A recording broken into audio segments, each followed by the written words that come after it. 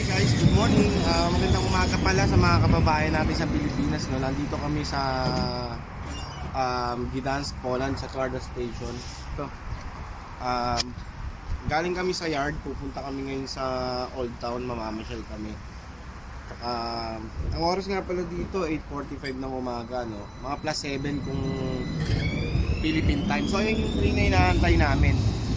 Kung mapapansin nyo, walang ticket dito, walang naniningil, walang pagbibilan. So libre siya.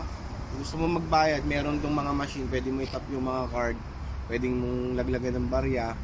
Pero since mga tourist kami dito, hindi na rin kami nagbabayad kasi nagaya namin yung mga tao rin dito, hindi rin sila nagbabayad. Feeling ko parating na yung train eh. So, natay lang tayo ng konti, no? Medyo malamig siya.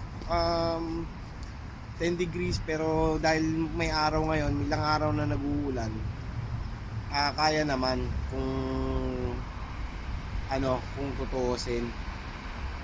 So, yun, sila nag-aantay rin, katulad ko. Shoutout nga pala dun sa nag-sponsor ng t-shirt ko ngayon, si Miss Chat.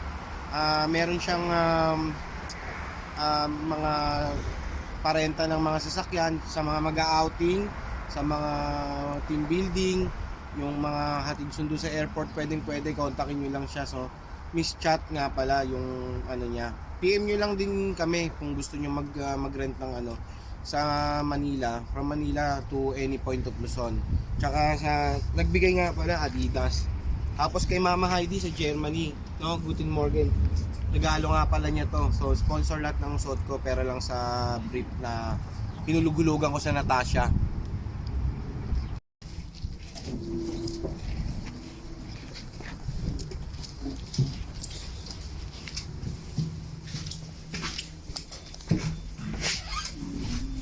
Sana nakita niyo yung katabi ko, napakaganda niya ng bahay, di ba?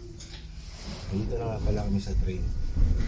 Ngayon, since hindi naman kami magbabayad, tayo na lang kami kasi nakakaya naman. Pero kung may bakanting upuan, pwede naman kami maupo.